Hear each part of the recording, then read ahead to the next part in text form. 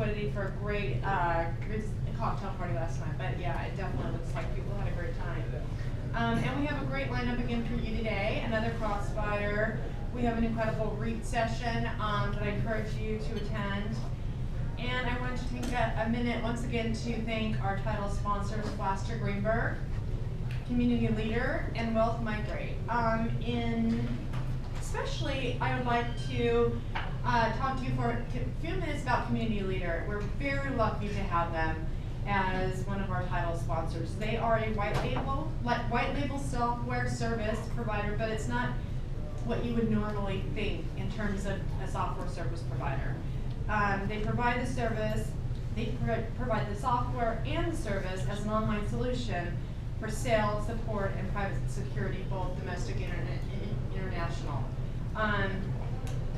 If you're like me, a lot of you wonder about the name Community Leader. I actually was wondering about it until I got to know Community Leader, and it's truly a community. Their way that they approach their business is very unique and actually very beneficial to anyone, from someone who is a service provider to them to anyone that they work for. They have built this community, and they look at it in terms of networking and providing the utmost support for their clients. I've seen them go above and beyond, and with their turnkey solution, we have a lot of respect for what they're able to do, not only for their clients, but anyone who they work with. I mean, to be able to provide that kind of software support, that kind of legal support, that kind of marketing support, and the marketing alone is outstanding on what they do for their clients. So please join me in welcoming Mr. Joseph Garzani.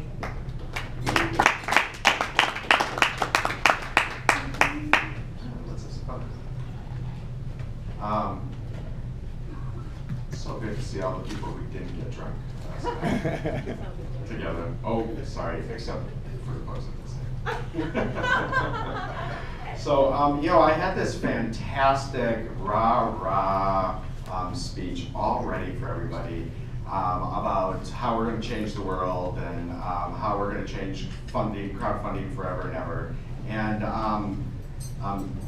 all those messages were kind of given yesterday, and we didn't really need another Tucker Max speech. Blessed for him for saying it far more abruptly than I ever could.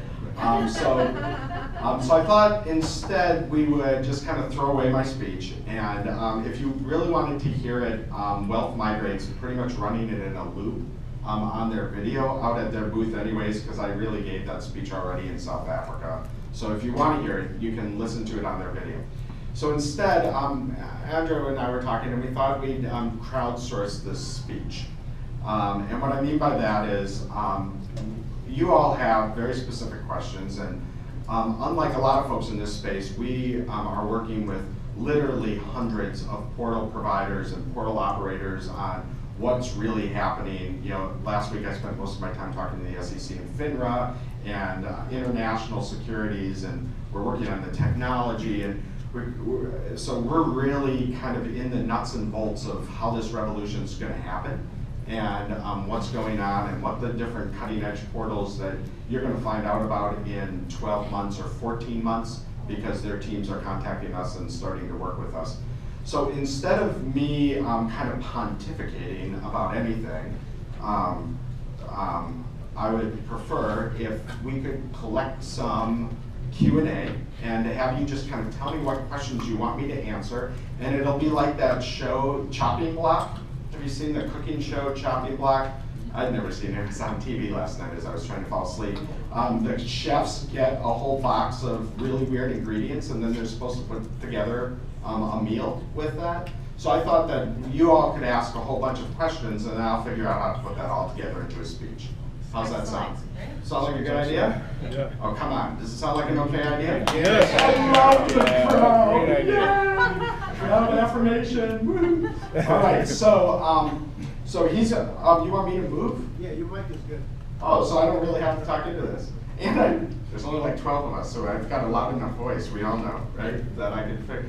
So, tell me some questions. What are some things that would be really helpful for us to talk about? How much is too much? a bunch of portals, bunch of deals. How many accredited investors are there? You know, that can do Title II right now.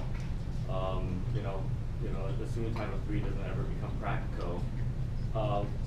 When does it become to the point where you have too many portals essentially not doing anything, and what happens then? Is there really consolidation, or do they just fall off to the wayside and kind of die a slow death?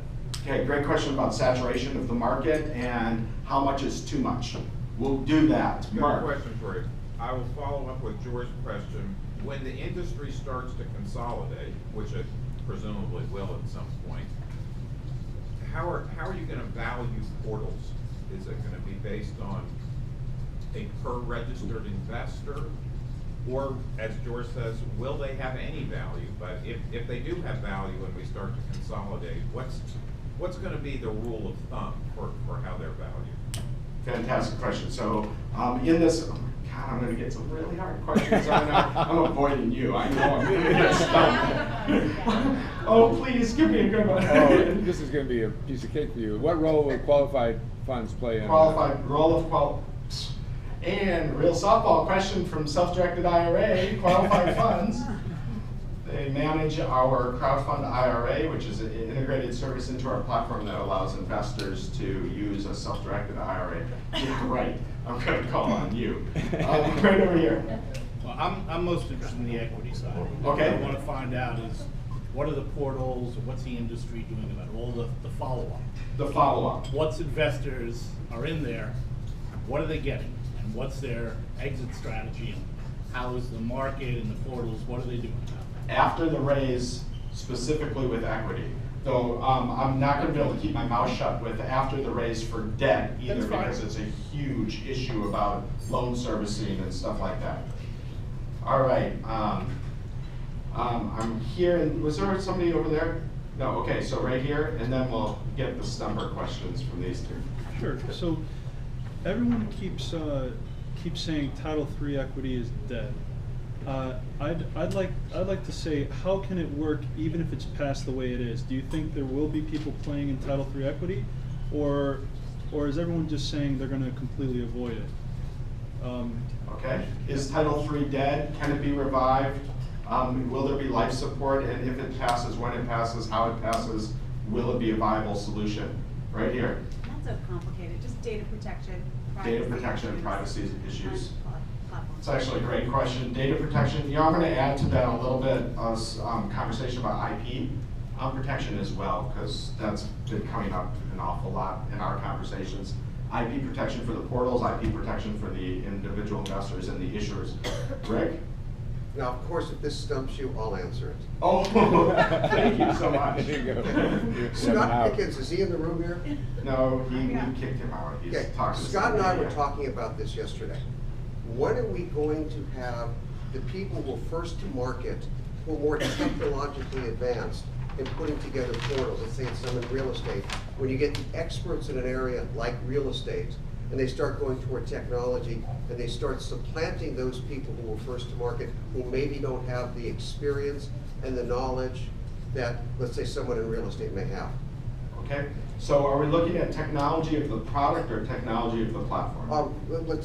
You got Portal Real Estate X, who's out there, was first to the market.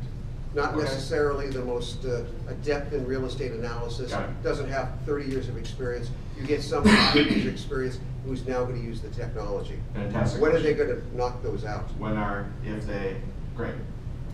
What's the revenue expense structure of the platform, and compare that with the bank? So where are we saving on the expenses of the platform, and how is that shifting?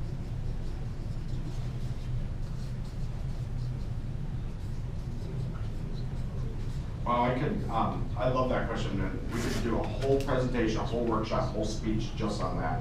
So I'm going to touch it and then reference where we can learn more about it. All right, great question. Andrea. We've been getting from a lot of the attendees here the question about, and they tried to bring it up yesterday, where are the trouble spots? Where you see some of the trouble spots, whether by in terms of infrastructure with the Trouble spots for portals that are coming online. Where are they running into challenges, problems? Yes, and maybe Okay. reference some of your that you have back at your table that you guys have already done. Red lights. All right. Georgia Quinn in the room? We could bring her in, we can have a good talk about that. All right, any others? This is a great list, thank you so much. It's wonderfully crowdsourced. I was worried about what kind of ridiculous things we would all come up with, but this is a fantastic list of stuff. Let me just give me a couple seconds to look. Consolidation, value of the portal, too much, total list, red light, so I'm gonna end. So one of the fascinating things that we've seen as we've been bringing out portals is there's emerging multiple different business models of the portals. And yesterday on one of the panels, there was the discussion of the marketplace portals versus the proprietary portals. And the definition distinction there was a proprietary portal is one that's bringing on their own inventory. Marketplace portal is one that's trying to recruit both issuers and investors together. The reality of the marketplace as well, those two are very important distinctions at a high level. There's a lot of other business models that are being used and brought online. And while there was initially an expectation, and it may unfortunately be codified in some of the rules in the law, that a portal was inherently a marketplace, what we're experiencing is that that the unintended consequences of the law in both technology and adoption and the regulatory changes is that the entire industry of private capital is moving into this space. So it's not just about the Title III unaccredited investors, it's everybody that's raising private capital is figuring out how are they going to take advantage of the regulatory changes and how are they going to take advantage of the technology to automate their processes, create efficiencies, automations, and workflow benefits. In the process of every single one of those providers in the space trying to figure that out, we have literally hundreds of different business models looking at how to build quote-unquote portals. Many of them are pre-existing businesses. They're family offices. We have several family offices that are just looking at how are they going to use the process of the online tools to vet and do diligence on their deals that are sometimes brought by family members. How are they going to manage the investment portfolio using online tools for the different members of the family? So, and then how are they going to syndicate and provide additional opportunities? So their business model is very different than just a marketplace grabbing a piece of transactional revenue, right? A lot of developers, Worthington Homes in western suburbs of Chicagoland is a developer, a premier housing developer, been working for years, finding that his access to community banks and his source of gap equity financing has disappeared. But he's got a great reputation in the community. People know him and are more than happy to help underwrite his deals. How does he use an online tool off of his existing site just to raise his capital and keep the cost of acquisition of capital low? So in each of these different business models that we could go into, there's or each of these different portal configuration models based on the business requirements, their revenue structure, and their business goals of where those costs and need to come from changes. So the kind of the default model of transactional fees is really a very small percentage of what we're experiencing emerging in the market in this space. That's further exacerbated by the conversation that's not up here, but should be up here, which is when you need to use a broker-dealer who can legally collect transactional fees, and lots of assumptions about, okay, in these transactional fees, portals will be able to, but portals can only do that in the new portal rules, which haven't been published. So in the meantime, for Title II and Reg A, the transactional fee collection is limited to broker-dealers. Well, that adds to a cost structure, especially in debt-based deals and real estate deals. Adding a 5% for a broker-dealer can sometimes kill the project completely. Adding 5 points destroys it. So they don't want to add that broker-dealer, so then they're not eligible for the grabbing any transactional fees in their revenue model. So then they're looking at either front-loading it with fees, or like a lot of the platforms, Wealth Migrate being one that we've been working with, they benefit on the economic side on the other end.